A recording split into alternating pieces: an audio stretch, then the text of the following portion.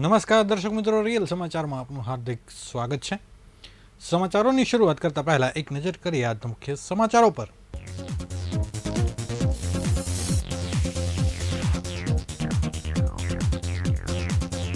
ગેરકાયદેસર ડ્રેનેજ સમસ્યા ઉકેલવા માટે એસએમસીનો રાહતકારી નિર્ણય। 500 રૂપિયા ભરી ગેરકાયદે ડ્રેનેજ કનેક્શન કાયદેસર કરી શકાશે। નિરાધાર વડીલો માટે નિર્માણ પામી રહેલા સંસ્કૃતિ ધામના લાભાર્થે ભવ્ય શિવકથાનું આયોજન। મિશ્ર ઋતુના કારણે શહેરમાં શરદી ખાંસી અને વાયરલ તાવના કેસોમાં વધારો।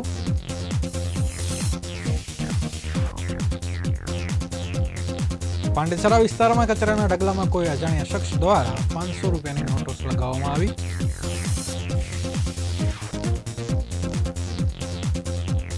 સુરતની મિલેનિયમ એક માર્કેટમાં લાગી આગ। 9 ફાયર સ્ટેશનની ગાડીઓએ પાણીનો મારો ચલાવી કાબુમાં લીધી આગ। 15 લાખ લાંચ કેસમાં સસ્પેન્ડેડ એન્જિનિયર એસીબીના સકંજામાં। 7 દિવસથી ફરાર વિપુલ ગણેશવાળાની ધરપકડ।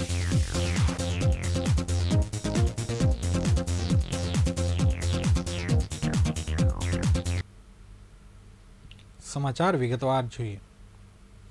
સુરત શહેરના રહેણાંક વિસ્તારોમાં ઘણા સમયથી ચાલી આવતી ગેરકાયદે ડ્રેનેજ અને સ્ટ્રોમ ડ્રેનેજ કનેક્શનની સમસ્યામાં ઉકેલ માટે સુરત મહાનગરપાલિકાએ એક રાહતકારી નિર્ણય લીધો છે। પાલિકાની સ્થાયી સમિતિની બેઠકમાં લેવાયેલા નિર્ણય મુજબ હવે મિલકતદારો 500 રૂપિયા ભરી પોતાના ગેરકાયદેસર ડ્રેનેજ કનેક્શન કાયદેસર કરાવી શકશે। સુરત મહાનગરપાલિકામાં આવતી ઘણી રહેણાંક મિલકતો જે વ્યક્તિગત મકાન હોય કે સોસાયટી તેમાં ડ્રેનેજ અને સ્ટ્રોમ ડ્રેનેજના જૂનાનો નિયમ વિરુદ્ધ લેવાયેલા હોવાનું અવારનવાર સામે આવતું હતું। આ ગેરકાયદેસર કનેક્શન કારણે પાલિકાના નેટવર્ક પર વધારાનું ભારણ આવતું હતું અને ઘણીવાર ડ્રેનેજ લાઇન ચોકઅપ થવાની સમસ્યાઓ પણ સર્જાતી હતી। આ સમસ્યાના કાયમી નિકાલ માટે સ્થાયી સમિતિએ એક વધારાનું કામ મંજૂર કર્યું છે, જે અંતર્ગત કોઈપણ રહેણાંક મિલકતના રૂપિયા 500નો ચાર્જ ભરી પોતાનું ગેરકાયદેસર ડ્રેનેજ જોડાણ કાયદેસર કરાવી શકશે। અગાઉ આ પ્રક્રિયા જટિલ અને ખર્ચાળ હતી, પરંતુ હવે મિલકતદારોએ પ્રોત્સાહિત કરવા માટે રાહત આપવામાં આવી છે।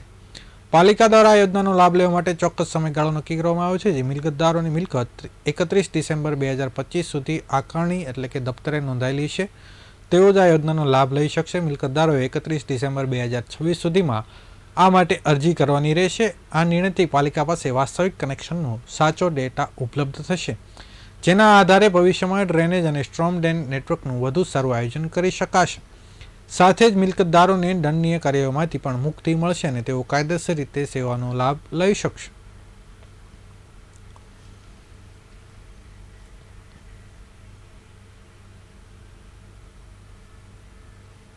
સુરત મહાનગરપાલિકામાં ઘણા મિલકતદારોના ડ્રેનેજના કનેક્શન અને સ્ટ્રોમ ડ્રેનના કનેક્શન ગેરકાયદે હોવાનું વખતો વખત સામે આવતું રહ્યું છે। તેને કારણે આજે સ્થાયી સમિતિની મિટિંગમાં એક વધારાનું કામ મંજૂર કરવામાં આવ્યું છે, જે અંતર્ગત રેસિડેન્શિયલ મિલકતો એટલે કે રહેણાંક મિલકતો એ સોસાયટી હોય કે ઇન્ડિવિજ્યુઅલ મકાન હોય, આવા કોઈપણ ડ્રેનેજ અને સ્ટ્રોમ ડ્રેનના ગેરકાયદેસર મિલકત ધારકો ફક્ત 500 રૂપિયા ભરીને તેમની મિલકતનું ડ્રેનેજનું ગેરકાયદે કનેક્શન કાયદેસર કરી શકશે। જે માટે 31/12/2025 સુધી આકારણી દફતરે નોંધાયેલી તમામ મિલકતદારો આ માટે અરજી કરી શકશે અને અરજી કરવાની અંતિમ તારીખ 31/12/2024 રાખવામાં આવી છે। એટલે કે 31/12/2024 સુધીમાં આવા તમામ ગેરકાયદે ડ્રેનેજ કનેક્શન ધરાવતા મિલકતદારો પોતાની અરજી કરીને તેમની મિલકતોનું જે કાયદેસરતા ડ્રેનેજ માટે કરી શકશે। માનવ સેવા અને ભારતીય સંસ્કૃતિના જતન માટે કાર્યરત યુવા સાંસ્કૃતિક ચેરિટેબલ ટ્રસ્ટ દ્વારા નિરાધાર વડીલો માટે નિર્માણ પામી રહેલા સંસ્કૃતિ ધામના લાભાર્થે પરમ પૂજ્ય ગિરિબાપુના શ્રીમુખે ભવ્ય શિવકથાનું આયોજન યોગી ચોક ખાતે કરવામાં આવ્યું છે, જેમાં મોટી સંખ્યામાં લોકો કથાનું રસપાન કરવા પહોંચી રહ્યા છે। સુરતના યોગી ચોક વિસ્તારમાં ગિરિબાપુના શ્રીમુખે ભવ્ય શિવકથાનું આયોજન યુવા સાંસ્કૃતિક ચેરિટેબલ ટ્રસ્ટ દ્વારા કરવામાં આવ્યું છે, જે આજે કથાનો 8મો દિવસ છે। આ કથા શિવ ભક્તો માટે તો ખરી જ, પરંતુ યુવા સાંસ્કૃતિક ચેરિટેબલ ટ્રસ્ટ દ્વારા નિર્માલ પામી રહેલા સંસ્કૃતિ ધામના લાભાર્થે યોજવામાં આવી છે। આ સંસ્કૃતિ ધામમાં 120 જેટલા રૂમો બનાવવામાં આવશે, જેમાં નિરાધાર વડીલોને આશરો આપવામાં આવશે, તેમજ તેના માટે યોગ્ય સુવિધાઓ પણ ઊભી કરવામાં આવશે। આ કથામાં જોડાવા માટે પણ લોકોને આમંત્રિત કરવામાં આવે છે તેમજ કથાનો લાભ લેવા માટે જણાવવામાં આવ્યું છે. શિવકથામાં શહેરના આગેવાનો, સંત મહંતો, દાતાશ્રીઓ અને મોટી સંખ્યાના શ્રદ્ધાળુઓ ઉપસ્થિત થઈ રહ્યા છે અને કથાનું રસપાન કરી રહ્યા છે.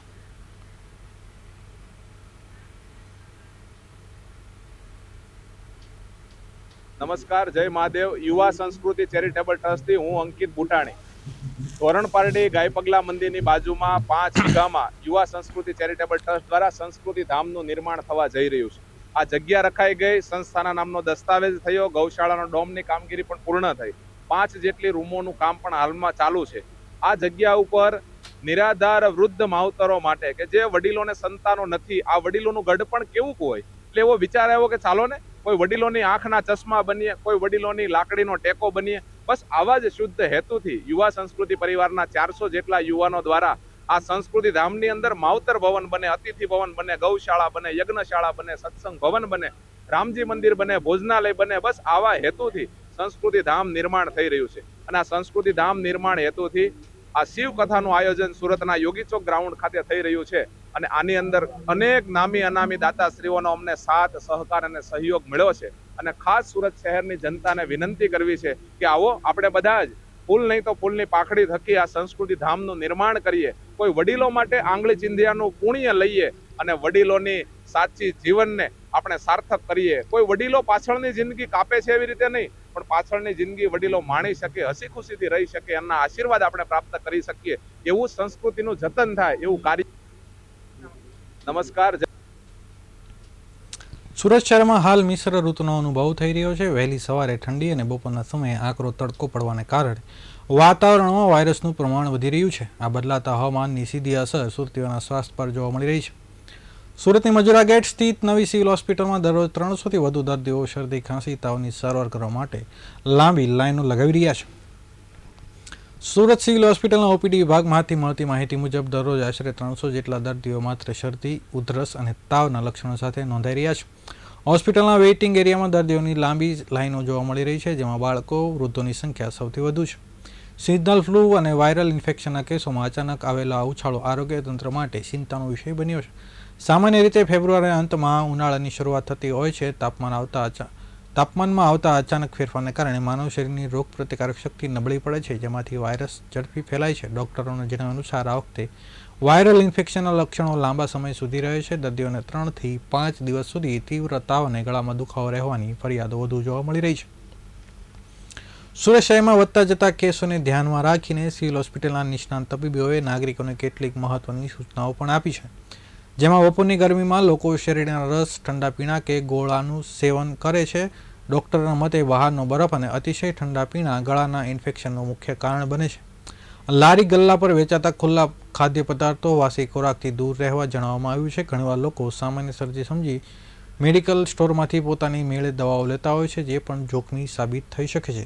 જો તમને સતત તાવ આવતો હોય, તો શ્વાસ લેવામાં તકલીફ પડતી હોય કે અશક્તિ લાગતી હોય, તો વિલંબ કર્યા વગર નજીકના સરકારી દવાખાને અથવા સિવિલ હોસ્પિટલમાં તપાસ કરાવી લેવા માટે કહેવામાં આવ્યું છે.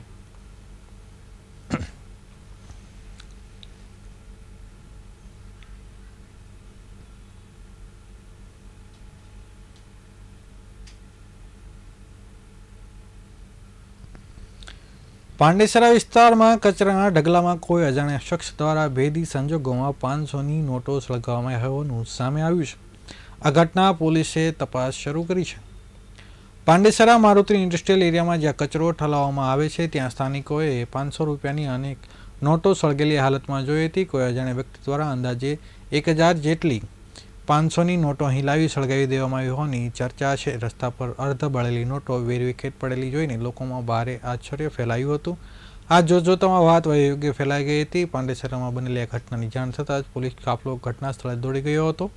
પોલીસે સ્થળ પરથી અર્ધ બળેલી નોટોના નમૂના કબજે કર્યા હતા. હાલ પોલીસ સામે સૌથી મોટો પ્રશ્ન એ છે કે આ નોટો અસલી ચલણ છે કે પછી ચિલ્ડ્રન બેંકની નકલી નોટો છે. જો નોટો અસલી હોય તો કોઈ વ્યક્તિએ આટલી મોટી રકમ સળગાવવાની નોબત કેમ આવી તે અંગે પણ તર્ક વિતર્ક થઈ રહ્યા છે. પોલીસ આ નોટોને FSL તપાસ માટે મોકલાવવાની તજવીજ હાથ ધરી છે. આ સમગ્ર મામલે પોલીસે તપાસ હાથ ધરી છે.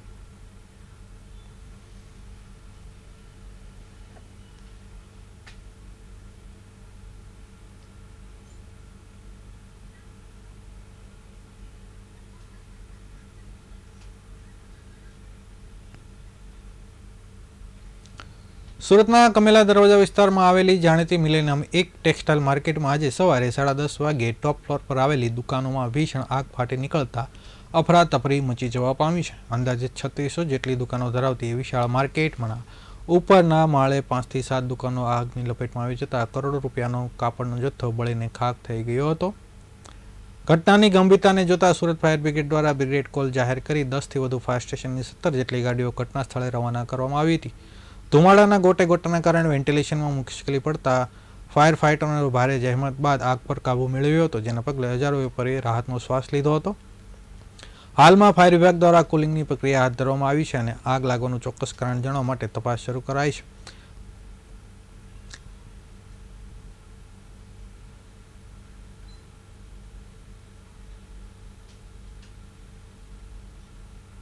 અત્યારના સમયથી 1.5-2 કલાક પહેલા આગનો બનાવ બનેલો કે જેમાં એવું જાણ કરવામાં આવેલી ફાયર કંટ્રોલ દ્વારા કે મિલેનિયમ 1માં કોઈ કારણોસર આગ લાગેલી છે. ઘટના સ્થળ પર આવી અને અધિકારીઓ તપાસ કરતા જાણવા મળેલું આગનું પ્રમાણ વધારે હોય અને કન્જેસ્ટેડ હોય, જેથી કરી અને બીજી બધી ગેટની ગાડી અત્યારે બોલાવવામાં આવેલી છે. આ સ્ટેશનના તમામ અધિકારી ઘટના સ્થળ પર હાજર છે અને અત્યારે હાલમાં કામગીરી ચાલુ છે. અત્યારે બીજા અને ત્રીજા માળનો સંભાવના છે. બાકી તો હવે આગ ઉડવા પછી જ ખબર પડશે કેટલા આગ હતી, કઈ દુકાનમાં હતી. અત્યારે સ્મોક વધારે હોવાથી બીએસેટ અને બીજા ઇક્વિપમેન્ટ પહેરી અને કામગીરી અત્યારે હાલમાં ચાલુ છે. સુરતમાં ગેરકાયદેસર બાંધકામ ન તોડવા માટે 15 લાખ રૂપિયાની તોતિંગ લાંચ માંગવાના પ્રકરણમાં છેલ્લા એક સપ્તાહથી નાસ્તા ફરતા કાર્યપાલક ઇજનેર વિપુલ ગણેશવાળા આખરે એસીબીના સકંજામાં આવ્યા છે. શુક્રવારે વિપુલ ગણેશવાલા પોતે જ એસીબી કચેરી ખાતે હાજર થતા તપાસ અધિકારીઓએ તેમની ધરપકડ કરી આગળની કાર્યવાહી હાથ ધરી છે. આ કેસમાં વચેટિયા તરીકે ભૂમિકા ભજવનાર કથિત પત્રકાર હજુ પણ પોલીસ પકડથી દૂર છે. સુરત મહાનગરપાલિકાના લિંબાયત ઝોનમાં એક બાંધકામ એકમ પર ડિમોલિશનની કાર્યવાહી અટકાવવા માટે ક્લાસ 1 અધિકારી વિપુલ ગણેશવાલાએ 15 લાખ રૂપિયાની માંગણી કરી હતી. વાટાઘાટો બાદ 15 લાખમાં સોદા નક્કી થયા હતા અને રકમનો પ્રથમ હપ્તો એટલે કે 4 લાખ રૂપિયા સ્વીકારવા માટે ગણેશવાલાએ નિષ્પક્ષ ગુજરાત અખબારના પત્રકાર મોહમ્મદ ઇસ્લામ ઉર્ફે પરવાના પઠાણને વચેટિયા તરીકે રાખ્યો હતો. 20 ફેબ્રુઆરીના રોજ જ્યારે એસીબીએ છટકું ગોઠવ્યું ત્યારે પત્રકાર 4 લાખ રોકડા લઈને નાસી છૂટ્યો હતો. એસીબી દ્વારા ગત શુક્રવારે ગુનો નોંધાયા બાદ વિપુલ ગણેશવાલા પોતાની ધરપકડ ટાળવા માટે ફરાર થઈ ગયા હતા. તેઓ લાંબા સમય સુધી પોતાની ઓફિસ કે ઘર હાજર રહ્યા નહોતા અને તેને ફોન પણ સ્વિચ ઓફ કરી દીધો હતો.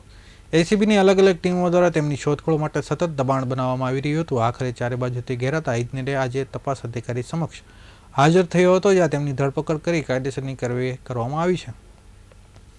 ભ્રષ્ટાચારના ગંભીર આક્ષેપોને એસીબી દ્વારા ગુના નોંધાયાની સાથે સુરત મ્યુનિસિપલ કમિશનર વિપુલ ગણેશવાલાએ ફરજ મોકૂફ કરી દેવામાં આવ્યા છે. મનપા પ્રશાસને સ્પષ્ટ કર્યું છે કે ગંભીર ગુનામાં સંડોવાયેલ અને ફરજ પર ગેરહાજર રહેતા અધિકારી સામે કોઈ પણ પ્રકારની નરમાશ રાખવામાં આવશે નહીં. તેમની સસ્પેન્શન બાદ હવે ધરપકડ થતાં પાલિકાના અન્ય ભ્રષ્ટ અધિકારીઓમાં પણ ફફડાટ વ્યાપી ગયો છે. આ કેસમાં મુખ્ય કડી મનાતો મોહમ્મદ ઇસ્લામ ઉર્ફે પરવાના પઠાણ, જેને લાંચની રકમ સ્વીકારી હતી, તે હજુ પણ ફરાર છે. ઉલ્લેખનીય છે કે પત્રકાર અગાઉ પણ પાસા હેઠળ જેલવાસ પણ ભોગવી ચૂક્યો છે. એસીબી હવે વિપુલ ગણેશવાલાની પૂછપરછમાં અન્ય કયા લોકો સામેલ છે અને અગાઉ પણ આવા કોઈ સોદા થયા છે કે કેમ તે દિશામાં તપાસ હાથ ધરી છે.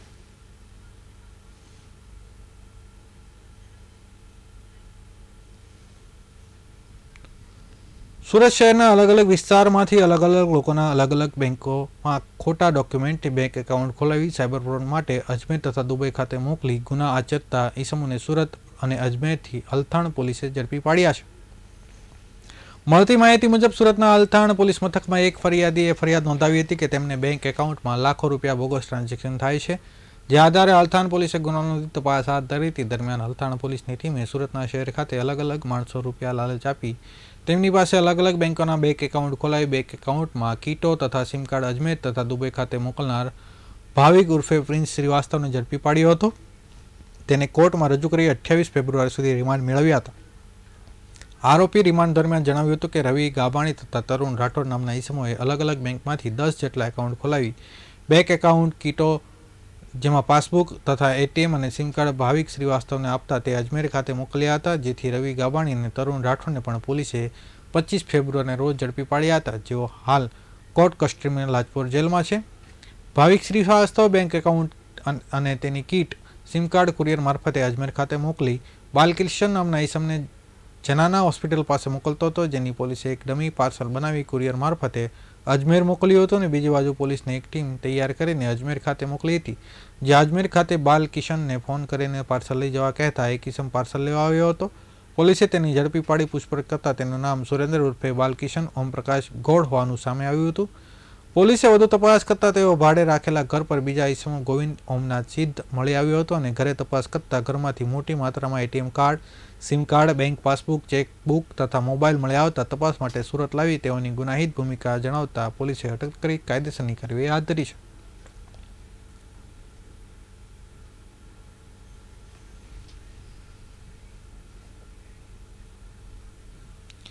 સુરતના હજીરા વિસ્તારમાં આવેલી એએમએનએસ કંપનીના કામ કરતા હજારો શ્રમિકોના વિરોધ બાદ થયેલી પોલીસ કાર્યવાહીને લઈને વિવાદ વકર્યો છે. સુરત શહેર કોંગ્રેસ સમિતિ દ્વારા આ મુદ્દે મજૂરોની જેમ સેફટી હેલ્મેટ અને જેકેટ પહેરીને પોલીસ કમિશનરને આવેદન પાઠવીને શ્રમિકો પર થયેલા કથિત અન્યાય સામે કડક વિરોધ નોંધાવવામાં આવ્યો છે.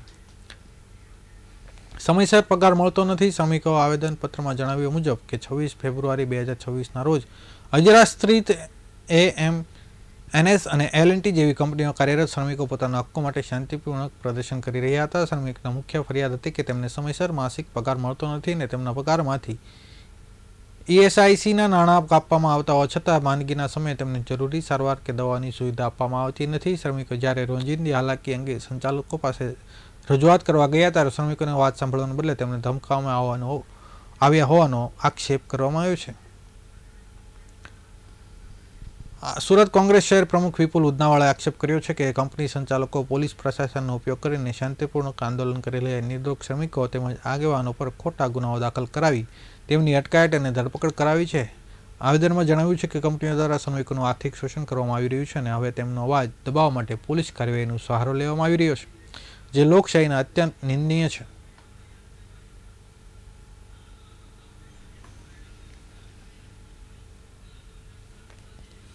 સુરતના અડાજણના આનંદમાલ રોડ વિસ્તારમાં ઘરેલું કંકાસમાં નિંદ્રાધીન પત્નીને પતિએ માથામાં હથોડો મારી મોતને ઘાટ ઉતારી દીધી હતી. અડાજણ પોલીસે હત્યાનો ગુનો નોંધી આરોપીની ધરપકડ કરી છે. આનંદમહલ રોડ સ્થિત સન રેસિડેન્સીના ભાડેથી રહેતા નિવૃત્ત સિનિયર એન્જિનિયર દિનેશ પરસોત્તમભાઈ પટેલ ઉંમર વર્ષ 65 આજે બપોરના 2 થી 4 વાગ્યા અરસામાં નિંદ્રાધીન પત્ની તૃપ્તિ દિનેશ પટેલને માથામાં હથોડો ઝીકી મોતને ઘાટ ઉતારી હતી. ત્યારબાદ વૃદ્ધ દિનેશે ખાનગીમાં નોકરી કરતા મોટા પુત્ર કુણાલને ફોન કરી મેં મારું કામ કરી નાખ્યું છે એવું કહ્યું હતું. જોકે પુત્ર કયું કામ એવું પૂછતા દિનેશે મેં તારી માને મારી નાખી છે એમ કહીને ફોન કટ કરી નાખ્યો હતો, જેથી કુણાલ તુરંત ઘરે દોડી ગયો હતો. જોકે ઘરને તાળું હોવાથી તેના નાના ભાઈ વિદિતને ફોન કરતા તે પણ દોડી આવ્યો હતો. વિદિતે પોતાની પાસે ચાવી વડે ઘરનો દરવાજો ખોલી અંદર જોતા માતા લોહી લુહાણ હાલતમાં પડેલી હતી. અડાજણ પોલીસે હત્યાનો ગુનો નોંધી આરોપીની ધરપકડ કરી છે અને આગળની કાર્યવાહી હાથ ધરી છે.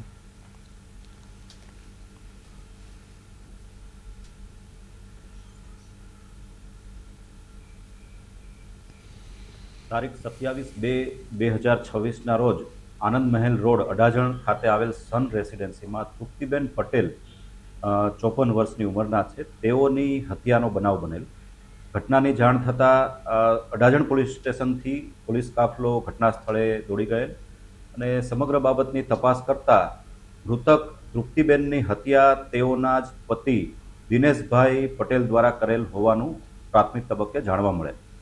દીપકભાઈને એરેસ્ટ કરી તેની પૂછપરછ કરતા ઘરકંકાસમાં અને પોતે રિટાયર્ડ હોય, પોતે 64 થી 65 વર્ષની ઉંમરના હોય અને હાલમાં કોઈ દેખીતો કામ ધંધો ન હોય, ઘરના સભ્યો દ્વારા અને ખાસ કરીને મૃતક એટલે કે દીપકભાઈના પત્ની દ્વારા તેમને માન સન્માન ન અપાતા હોવાની બાબત તેઓના મનમાં ખટકતી અને આ જ બાબતથી તેમણે હથોડીના ઘા મારી અને પોતાની પત્નીની હત્યા નિપજાવવાની ઘટના બનવા પામેલ છે.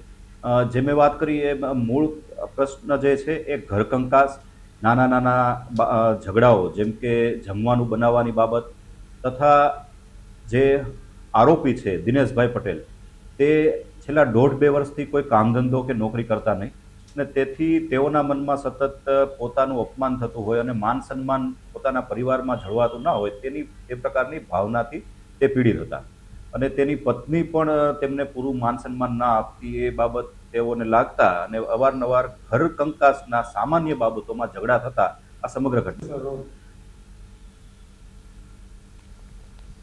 સમાચાર પૂર્ણ કરતા પહેલા ફરી એક વખત નજર કરીએ આજના મુખ્ય સમાચારો પર.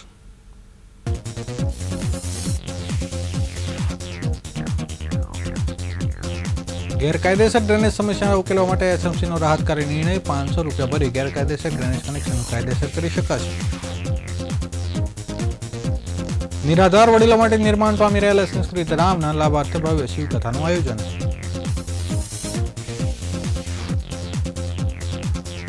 મિશ્ર ઋતુના કારણે શહેરમાં શરદી ખાંસીને વાયરલ તાવમાં કેસોમાં વધારો.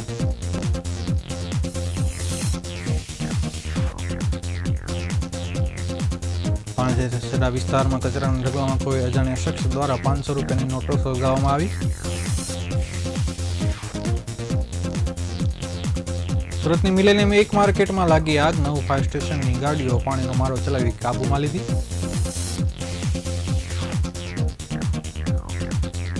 $15 લાખના લાંચ કેસમાં સસ્પેન્ડેડ એન્જિનિયર એસીબીના સકંજામાં, 7 દિવસથી ફરાર વિપુલ ગણેશવાલાની ધરપકડ.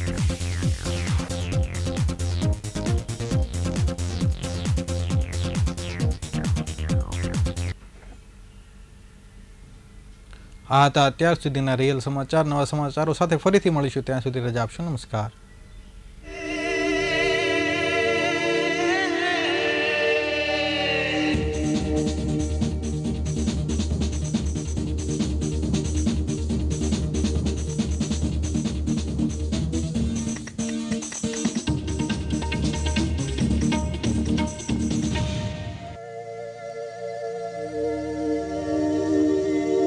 Three.